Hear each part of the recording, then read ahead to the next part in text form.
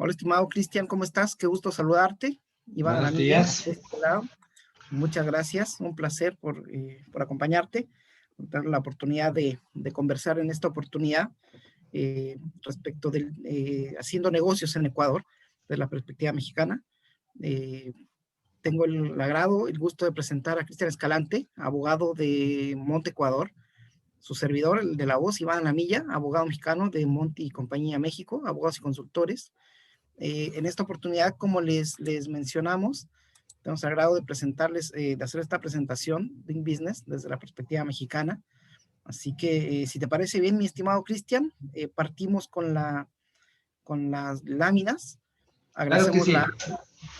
la asistencia de que todo de las personas que tuvieron la gentileza de conectarse, inscribirse y conectarse a este seminario, uno de los tantos seminarios que Mont Group organiza en atención a poder brindarles actualidad, una perspectiva legal y económica de las relaciones comerciales entre los países, cuando menos en los que tenemos presencia a través de nuestras oficinas propias, en 10 países de la región. Ahora sumamos a Uruguay, no está puesta la banderita ahí abajo, pero también tenemos ya oficina en Uruguay, oficinas propias, no representaciones ni corresponsalía.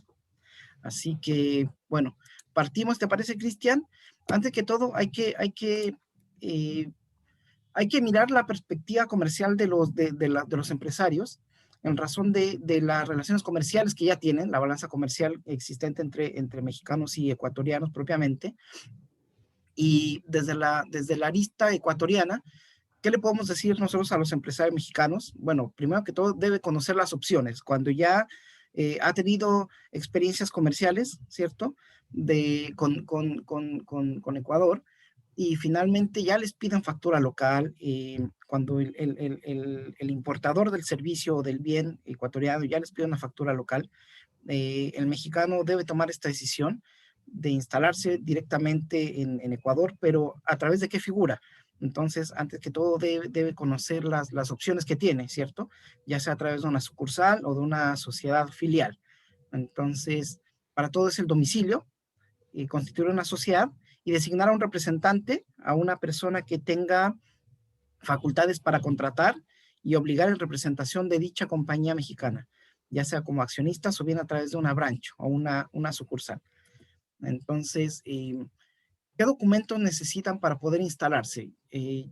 Como en todos los países de la región, se requiere acreditar que la compañía que va a instalarse como accionista de una filial o bien como casa matriz de una sucursal, debe acreditar que se encuentra debidamente existente y constituida conforme con las leyes de su país, que en este caso que es México, desde la mirada mexicana, obviamente.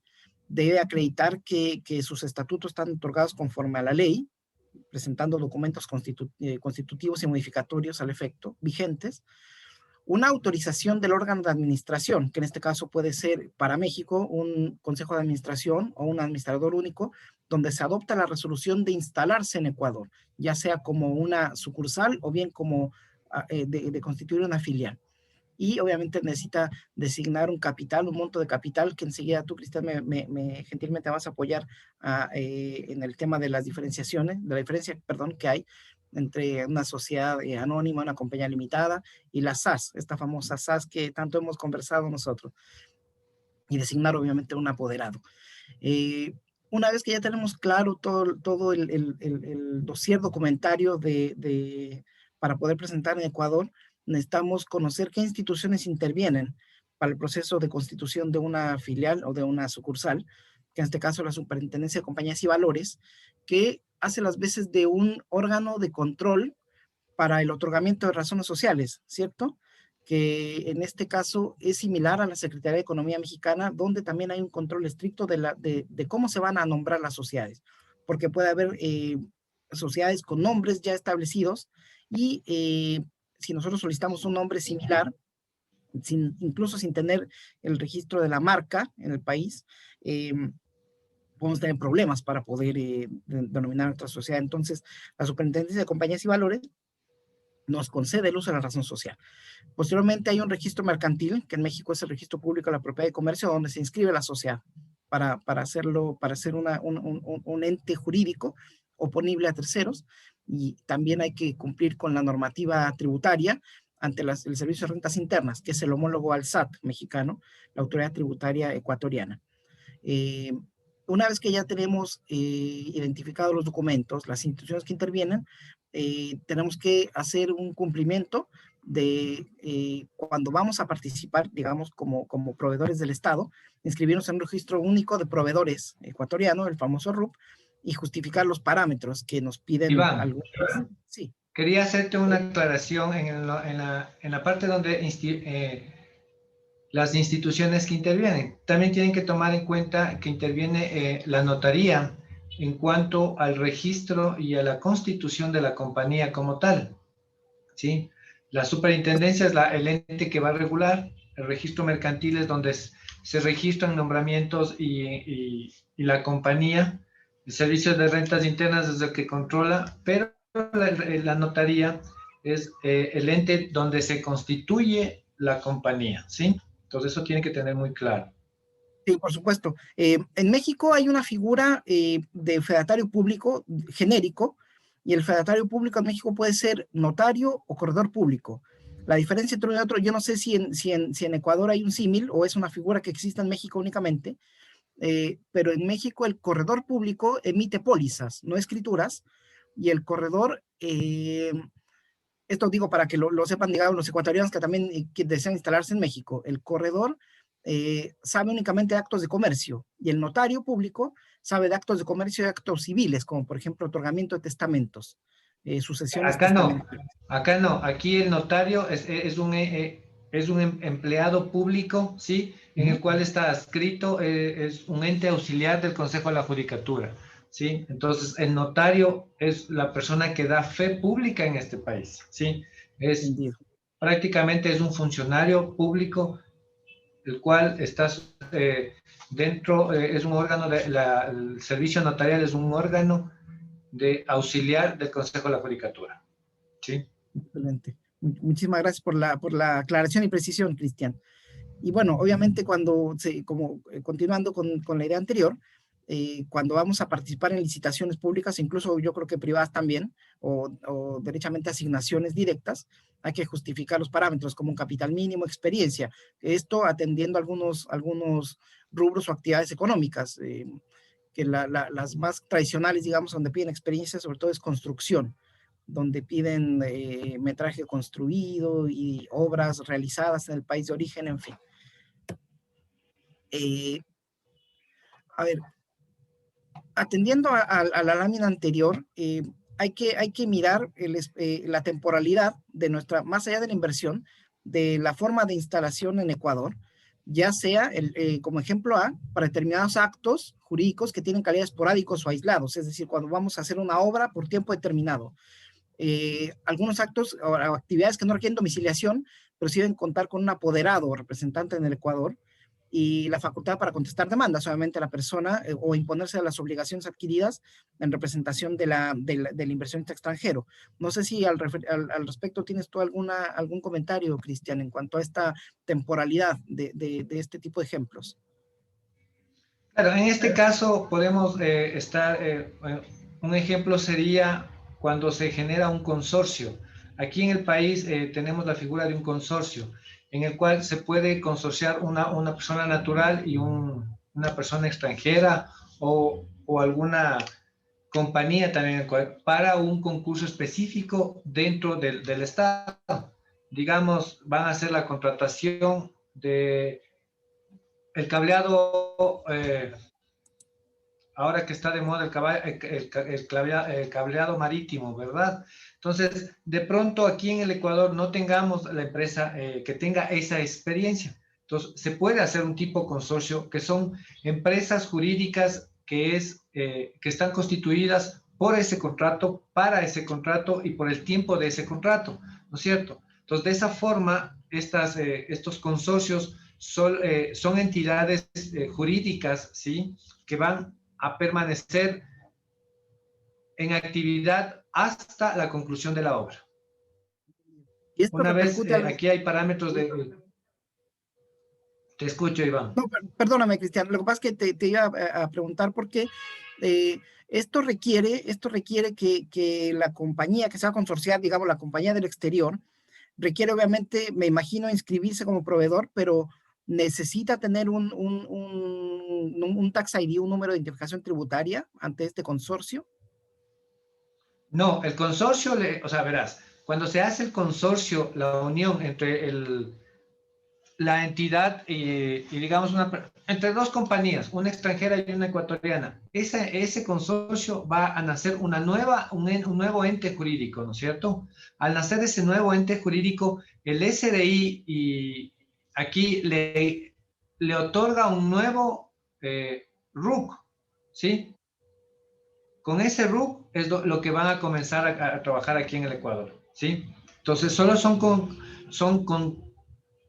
consorcios momentáneos por el momento, o sea, por ese contrato, o sea, no Esta obra necesitas de estar acá, determinada. sino que tú te estás consorciando dependiendo de qué necesitas para poder justificar según las especificaciones que tenga el contrato. Se me ocurre, yo necesito justificar experiencia como te dije, en traer el cableado óptico, ¿no es cierto? Entonces, esa experiencia no la tengo yo, tiene la empresa extranjera, entonces eso justifico con esa alianza o el consorcio, ¿sí? Eso es factible aquí en Ecuador para concursos públicos, ¿sí? Por eso te digo, es solo por ese momento, por el Claro. valor del contrato, o sea, no es que por esa razón tú ya te quedas aquí instalado, no, no puedes, ¿sí? O sea, para todo efecto legal voy a seguir siendo un extranjero no residente, pero sí Así es, partícipe de un consorcio. así Excelente. es. Pero es Muy el bien. consorcio el que responde, Obvio, sí, claro, sí. obviamente. Uh-huh. Obviamente, muchas gracias. Y claro, el inciso B y C tienen relación directamente con esto que indicas, de que para ejecutar obras públicas, prestar servicios públicos o explotar recursos naturales del país, o bien cuando vas a ejercer habitualmente actividades económicas en el país. Un segundo. Ya. Entonces, las reglas de inversión extranjera en Ecuador nos permiten que el 100% de la propiedad de una sociedad, digamos una filial sea extranjera, mínimo de accionistas es dos, que pueden ser personas físicas o entidades legales. Todas este tipo de compañías necesitan tener un presidente, un moderador o un CEO, un director o gerente general, de los cuales estas dos personas pueden ser representantes legales, las personas que contraten en nombre de representación de dicha sociedad nueva. Una pregunta, Cristian, los extranjeros, digamos los mexicanos, un mexicano que no tenga residencia, ¿puede ser representante legal en una filial ecuatoriana sin que tenga Claro, o sea, residencia? pueden ser representantes legales, pero dependiendo el tiempo que se va a quedar o la potestad que quiera la empresa de entrar acá o dependiendo del tipo de negocio, siempre es necesario pedir la residencia, ¿no? Porque tú sabes que a un extranjero no le otorgan más de 90 días, máximo 60 días como que tú puedes estar acá en estadía. Entonces, no se vería bien que un representante legal no sea una persona legalmente aquí en el país, si me comprendes. Ubicada y ¿Ya? ubicable, claro, Y ahí hay que tomar en cuenta que el presidente y el gerente pueden ser los dos representantes legales, ¿no? claro. O puede ser solo el presidente, o puede ser solo el gerente, o puede ser compartida esa. Entonces, hay veces compañías extranjeras que lo hacen compartida. ¿Por qué?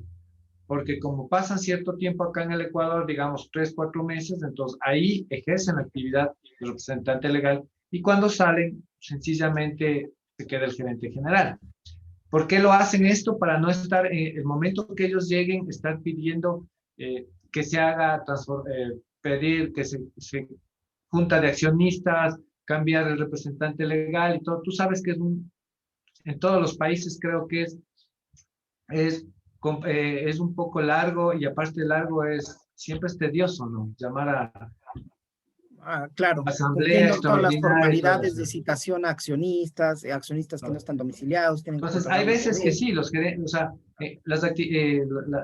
las personas que manejan en el extranjero, por lo general, ellos quieren ser los representantes legales, pero no les permite porque no van a estar solo aquí, sino van a estar entrando y viajando. Entonces, ahí hay la posibilidad de que se haga compartido, que eso sí nos permite hacer la legislación aquí. Puede ser el presidente y el gerente, representantes legales. Pues obviamente que hay que poner ciertos parámetros, pero no hay problema en base a eso.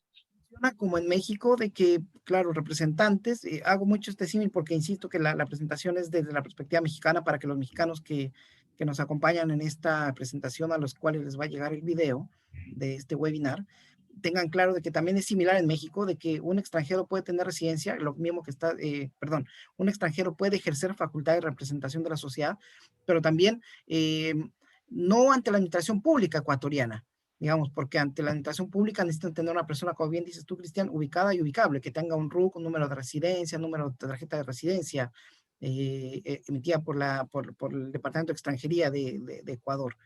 Ujú.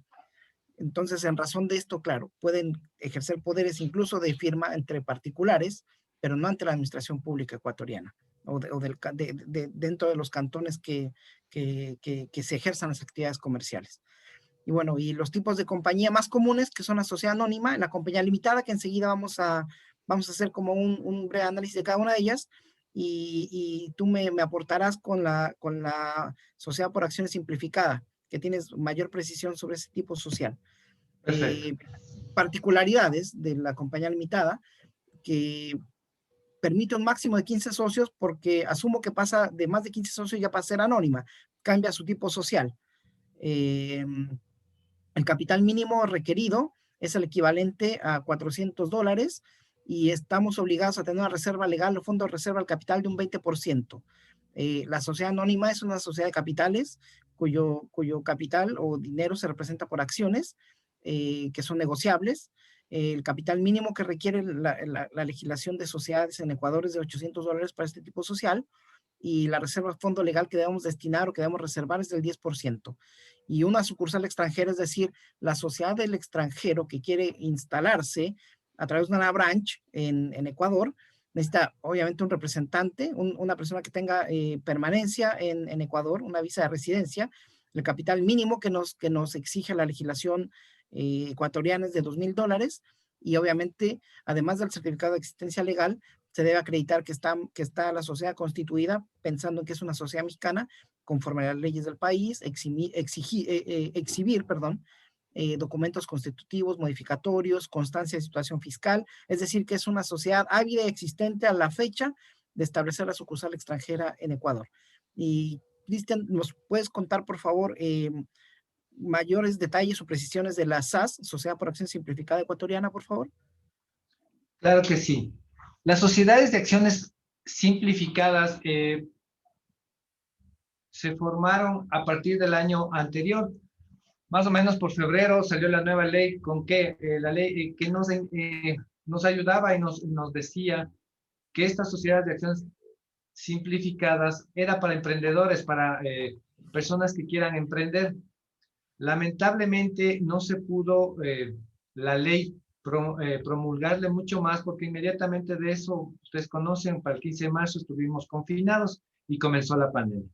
Pero bueno, en este año ya se ha dado un poco más de énfasis para lo que es las acciones de acción simplificadas, que es una nueva forma de emprender en el Ecuador, ¿no es cierto? Las sociedades por acción simplificadas, llamadas SAS, es algo importantísimo que se ha hecho en el derecho societario ecuatoriano, con el afán de facilitar a todos y cada uno de los emprendedores. Para realizar, tú sabes que un emprendedor en este momento, o casi siempre, cuando comienza una empresa, el problema fundamental es el capital.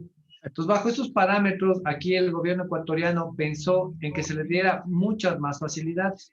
Una de esas, ¿me dices, Iván? No, no, no, te estoy Ya. escuchando. Una de esas facilidades o cosas por el estilo es primero que las sociedades de acciones simplificadas no se hacen en notaría, ¿sí? No tienen requisito de capital mínimo.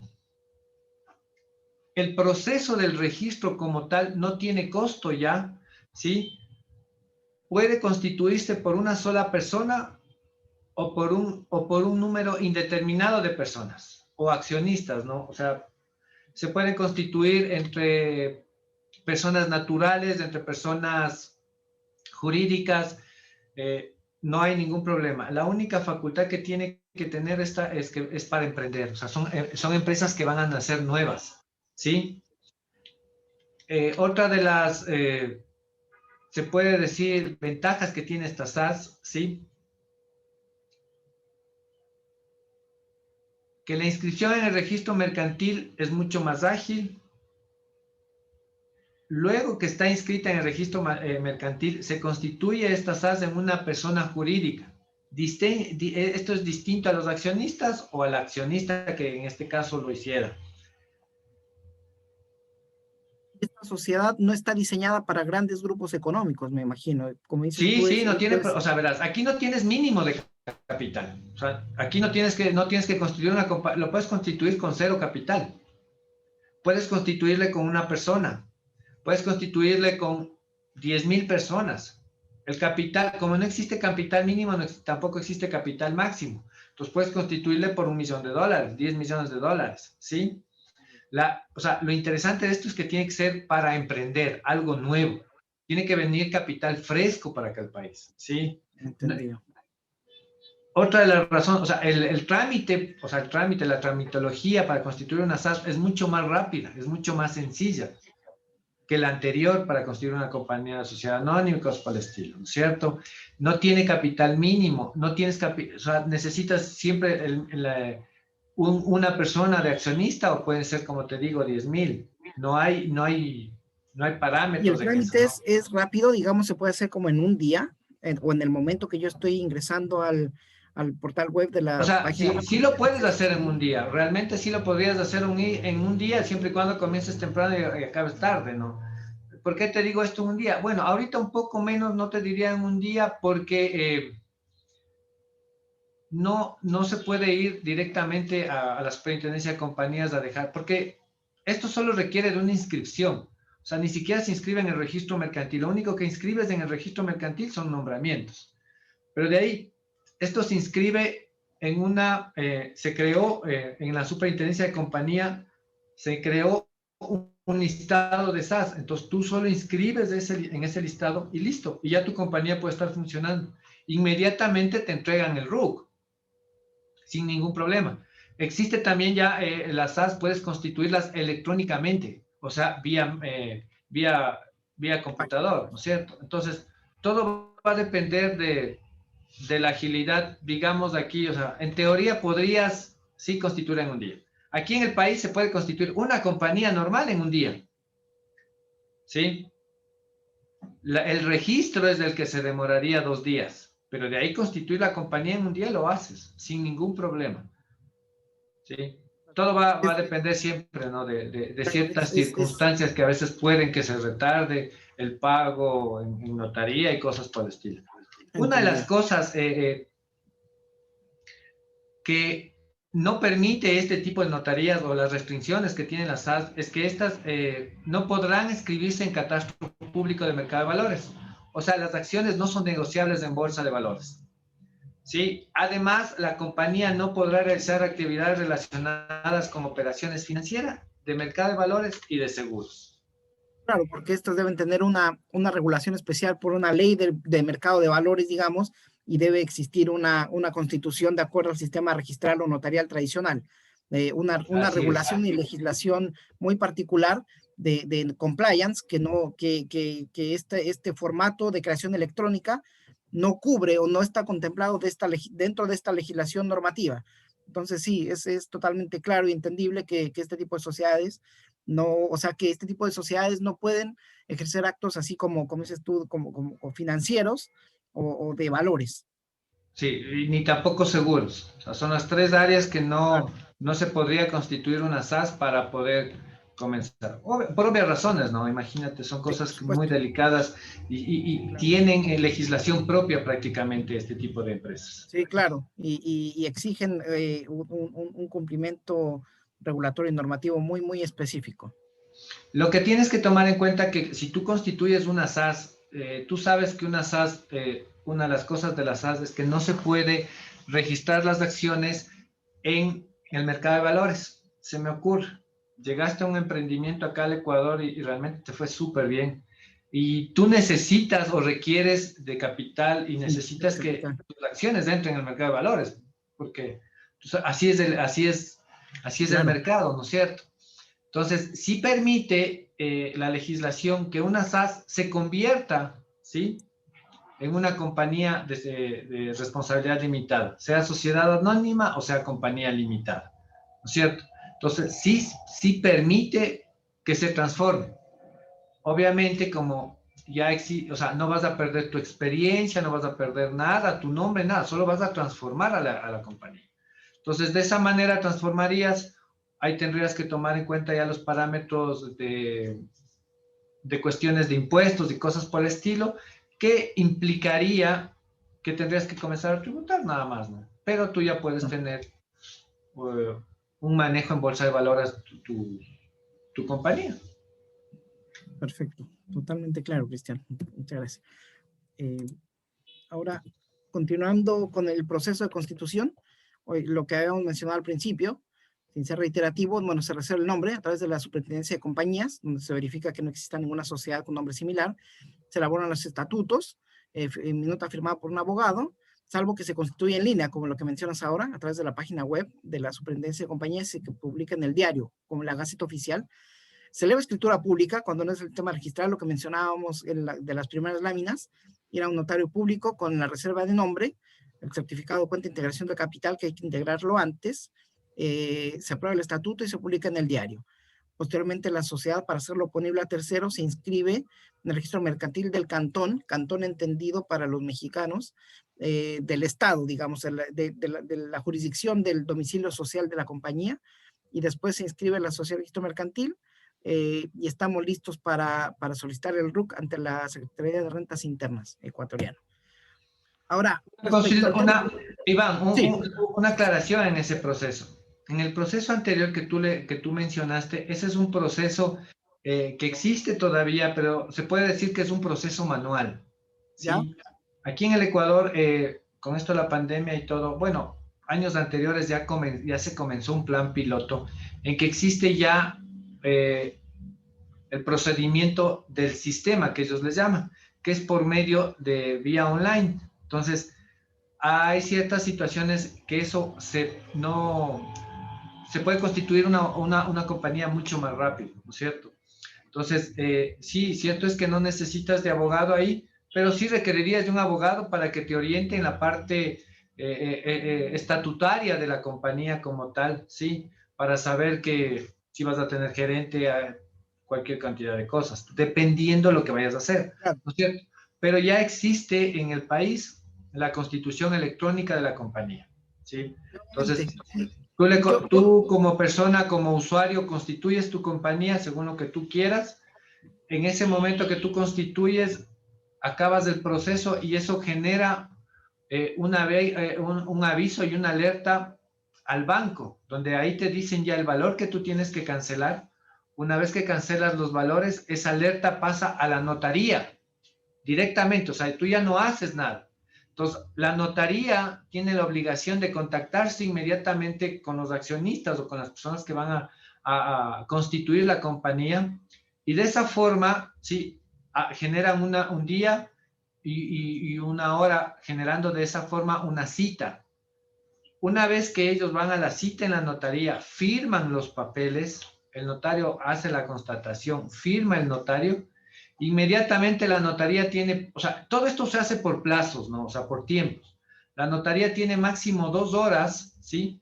En coger esos documentos, escanearlos, subirlos a un PDF y cargar esa información al sistema de la Superintendencia de Compañías.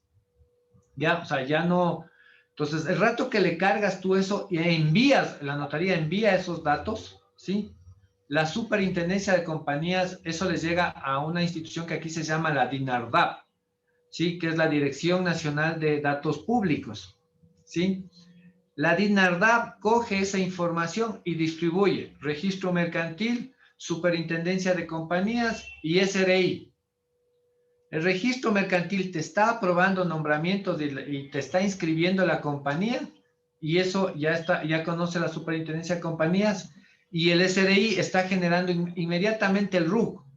Entonces todo eso ya te llega electrónicamente cuando ya está aprobado y ya tienes la compañía. Está lista para operar, para solicitar cuenta corriente, eh, bien, ¿no? Es bastante, bastante ágil, expedito, digo, para el Como te procedimiento digo, como... tú podrías conformar tranquilamente en un día una compañía aquí. Si es que generas los tiempos adecuados, no hay problema. Respecto al tema tributario, bueno, hacer la aclaración de que los impuestos en Ecuador, lo que hemos conversado, Cristian, es de que, bueno, más allá de estar constituida como una república, que es un tema, digamos, político, el tema fiscal, el tema tributario es federal, es decir, aplica con tasas fijas y planas para todos los estados o los cantones de la República del Ecuador. Es decir, las tasas fijas de Guayaquil, Quito y demás, son, por ejemplo, del IVA, impuesto al valor agregado, 12%, que me imagino que es para ventas, para servicios, para productos y servicios. El impuesto a la renta, tasa del 25%, impuesto de consumos especiales y el ISD, impuesto a la salida de divisas, que este es un impuesto muy particular, porque no obstante de más allá de las comisiones bancarias o los impuestos que más adelante voy a ampliar un poco el tema, de, al amparo del convenio, particularmente doble tributación, para evitar la doble tributación vigente entre Ecuador y México, hay un impuesto adicional que es el impuesto a la salida de divisas, que me imagino que el obligado o el agente retenedor es la compañía ecuatoriana o es el residente ecuatoriano quien se lo entera a la Secretaría de Rentas Internas. Las tasas de impuesto a la renta, la tarifa es de 25% para residentes en Ecuador y para residentes en el exterior, es decir, inversionistas extranjeros no residentes en Ecuador, pero que no estén constituidos en paraísos fiscales o entidades de baja o nula tributación o de menor imposición de acuerdo a las tasas ecuatorianas. Y la tarifa sube un 28% cuando son efectivamente entidades o personas residentes en paraísos fiscales o régimen fiscal preferente, de acuerdo a la terminología mexicana, fiscal mexicana, o cuando finalmente no tengo forma de acreditar de dónde, de mi nacionalidad. Entonces, ante la duda, la Secretaría de Rentas Internas me fija una tasa de acuerdo a la ley tributaria ecuatoriana del 28% ante la imposibilidad de acreditar la nacionalidad, mi nacionalidad, para los efectos de las retenciones que se deben practicar en Ecuador. ¿En qué casos hay deducciones especiales, es decir, aprovechamiento o gastos aprobados respecto a algunas actividades? Bueno, el 10%, cuando se puede reinvertir la utilidad. Cuando yo retiro para reinvertir, hay un descuento del 10% en la tarifa del impuesto. Cuando un impuesto al 100% adicional a los gastos generados por incremento neto en número de empleados, descuento de hasta el 150% adicional del gasto en sueldos, beneficios pagados a empleados que tengan alguna capacidad declarada, deducción del 100% de gastos de viaje en el primer año a declarar, porque imagino que son gastos de representación, gastos aprobados conforme a la, digamos, a potenciar la actividad económica de mi compañía, y amortización de pérdidas de hasta 5 años, impositivos siguientes sin exceder el 25% de cada periodo de utilidades obtenidas. ¿En qué casos hay de acuerdo a la ley de fomento al productivo, alguna exoneración impuesta a la renta y su anticipo? El anticipo, que son los pagos mensuales que se hacen en México, pago provisional de impuesto a la renta, anuales, para poder ir, como se dice, la terminología, para hacer una provisión, valga la redundancia, de mi proyección de impuesto a la renta. A eso se refiere anticipo. ¿En qué casos puede haber una exoneración? De hasta 12 años en el caso de la inversión nueva, lo que comentábamos, Cristian, de que desde que yo la constituyo hasta 12 años, digamos, tratamos de una inversión nueva, para sectores priorizados COPCI, que es el Código Orgánico de la Producción de Comercio e Inversión, cuando estemos fuera del cantón de Quito y de Guayaquil. Hasta 8 años, cuando es inversión nueva, cuando estoy dentro de Quito o dentro de Guayaquil, 15 años para industrias básicas dentro de todo el país, 20 años en la zona de la frontera, 20 años cuando se trata de actividades industriales, agroindustriales o agroasociativos, 15 años para sectores priorizados en los cantones de Manabí y Esmeraldas, y 20 años turismo para los sectores de Manabí y Esmeralda. Los sectores priorizados son estos, de acuerdo al Código Orgánico de la Producción de Comercio e Inversión: petroquímicos, que no es necesariamente, mejor dicho, no necesariamente, que no es la extracción de hidrocarburos, eh, que para hacer para redundar un poco, tanto en Ecuador como en México hay actividades que son propias de la administración pública, es decir, que no están privatizadas, donde tampoco se permite una participación directa o indirecta o a través de esquemas de piramidación de inversión extranjera en ciertas actividades económicas. Con este caso en Ecuador es el tema del petróleo, no así el petroquímico, que ya es un derivado o son como subproductos del petróleo. Bueno, y fuera de esta explicación, ¿cuáles son los sectores priorizados? Metalmecánica, alimentos, energía renovable, forestal, turismo, biotecnología y software aplicado, farmacia, servicios logísticos y radio, TV, celulares, todos los que aparecen en esta lámina.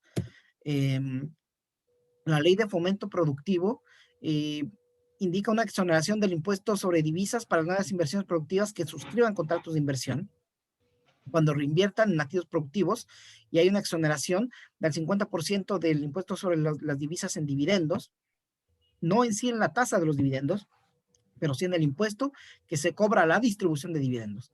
Los dividendos distribuidos, aumentos de capital e instituciones financieras. A las instituciones financieras no les aplica esta ley o esta exoneración. Tratándose de enajenación de acciones o participaciones o otros derechos representativos del capital social, hay una tarifa del impuesto sobre la renta, la utilidad generada por la venta de acciones. ¿Cuáles son estas tarifas o tasas?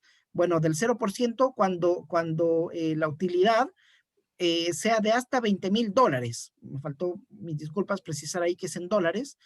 eh, de $20,001 a $40,000, la tasa es del 2%, y así progresivamente hasta cuando es por sobre $320,001 en adelante, la tasa es del 10%. Hay una exención también del pago de impuesto a la renta generado por la venta o cesión de acciones en empresas y fideicomisos creados para invertir en bienes muebles para arrendamiento. Hay un incremento del 1 al 5% en el techo de deducción para el cálculo del impuesto a la renta para las micro, pequeñas y medianas empresas que inviertan en capacitación técnica, productividad y promoción comercial. Y para el sector exportador turístico se puede reducir hasta el 100% de los costos, gastos destinados a producción y publicidad, que tienen relación con el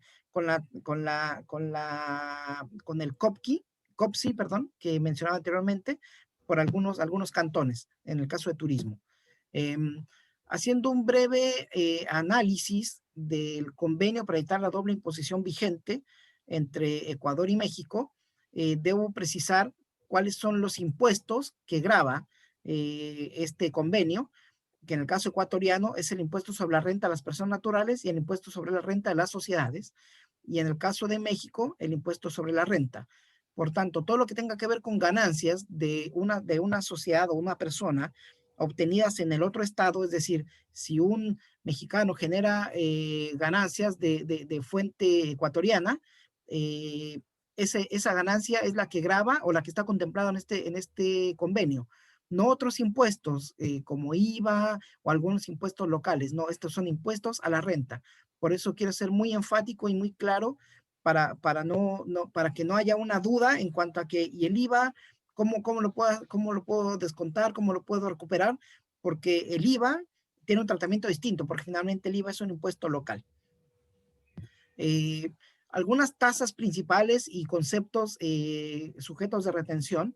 En el caso de dividendos, cuando hay puesta a disposición de dividendos, fuera de este impuesto sobre el envío de divisas, propiamente la tasa que grava los dividendos de un país a otro, puestos de una sociedad que reparte dividendos a su accionista que es de la otra nacionalidad, en este caso, si una sociedad ecuatoriana reparte dividendos a sus accionistas en México, hay una retención que entrará al Servicio de Rentas Internas ecuatoriano el 5%, siempre y cuando se trate de sociedades, las que son los beneficiarios efectivos de dicho impuesto, de dicho dividendo. Hay que ser muy claro porque las personas naturales tienen otro tratamiento, un tratamiento distinto. Los intereses que son réditos o ganancias de préstamos de dinero con o sin intereses, tiene una retención que se debe enterar al Servicio de Rentas Internas o bien al SAT mexicano del 10% cuando se lo estamos pagando a un beneficiario que es un banco. Digamos, si yo tengo un crédito bancario de un banco ecuatoriano, los intereses que yo le pague tienen una retención del 10%. Pero si yo le estoy pagando, digamos, a una persona natural o persona física o persona moral, persona jurídica ecuatoriana, la tasa de retención de los intereses es del 15%. 15% de los intereses que yo le estoy pagando. Y regalías, que son el uso de copyright, alguna obra literaria, algún know-how, tiene una tasa del 10%.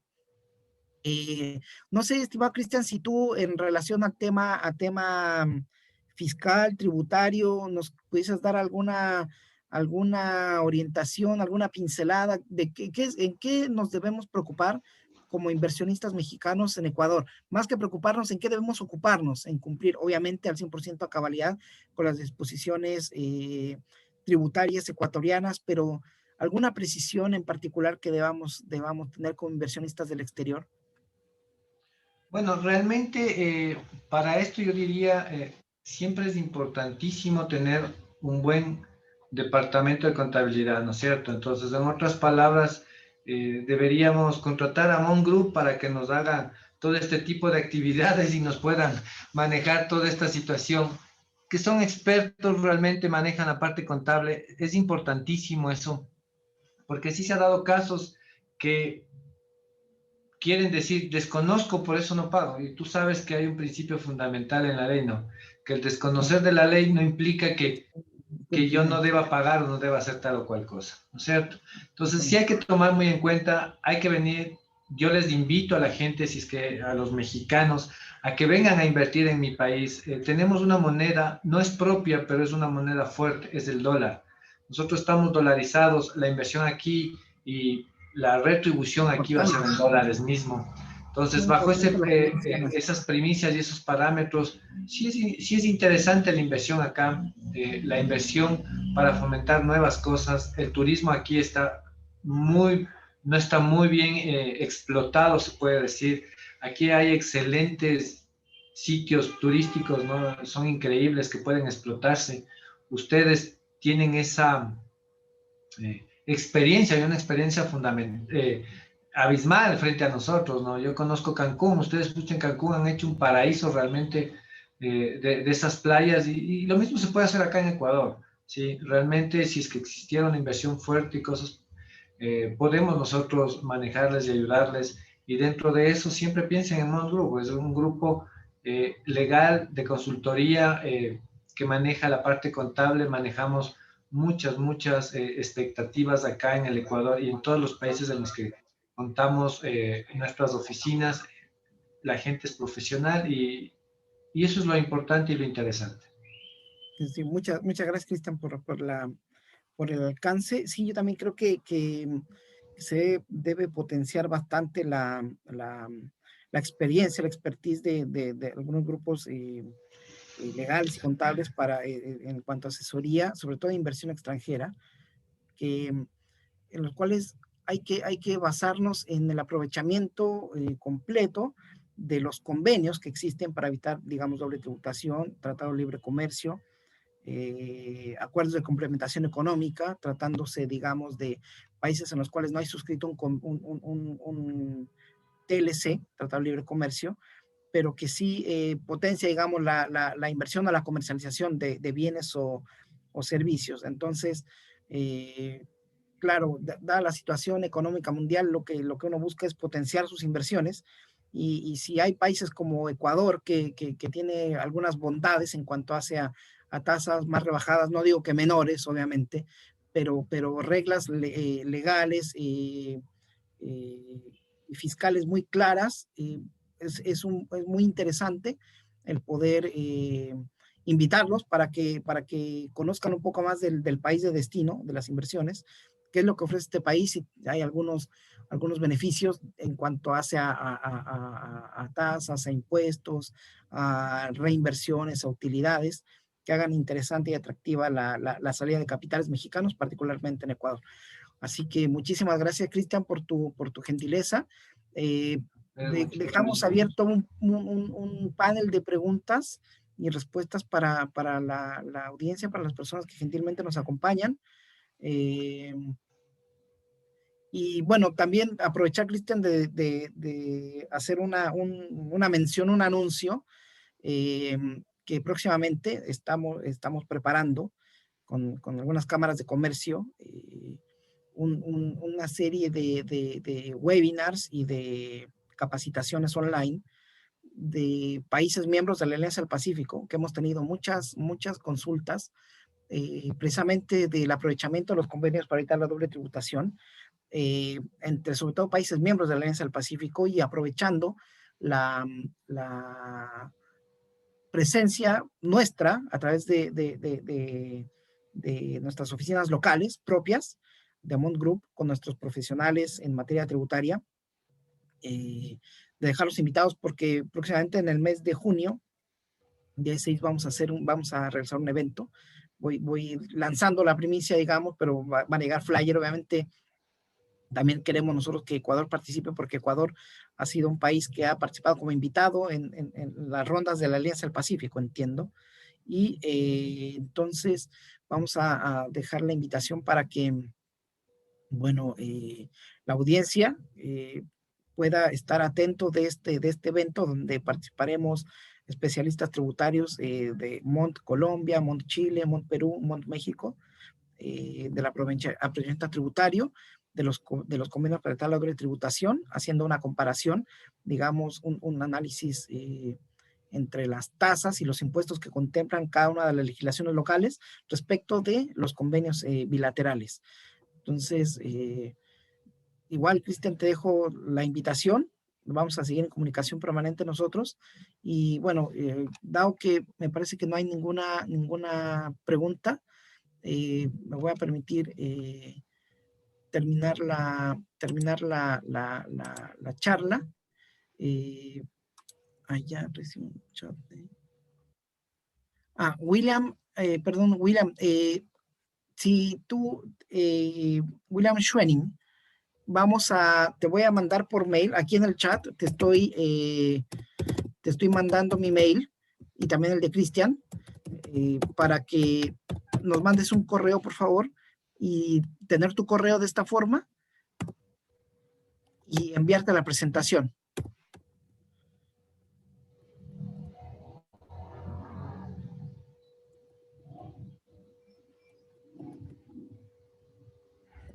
Ahí están los correos de Cristian y mío. Con todo gusto te hacemos llegar la presentación, y cualquier duda o comentario propiamente en materia ecuatoriana, alguna duda muy particular, con todo gusto, Cristian, o tu servidor, te podemos dar respuesta, encantados. Gracias. Muchas gracias por este webinar. Que tengan ustedes un muy buen día. Gracias a todos por la participación. Cuando gustes estaremos dispuestos a cualquier duda o a cualquier interrogante que ustedes tengan, las daremos a conocer. Bien, muchas gracias, Cristian. Entonces damos por terminado este seminario. Muchísimas gracias, un fuerte abrazo, saludos, cuídense mucho y estamos en comunicación. Hasta luego. Que pasen muy bien, hasta luego. Estén bien, chao, chao.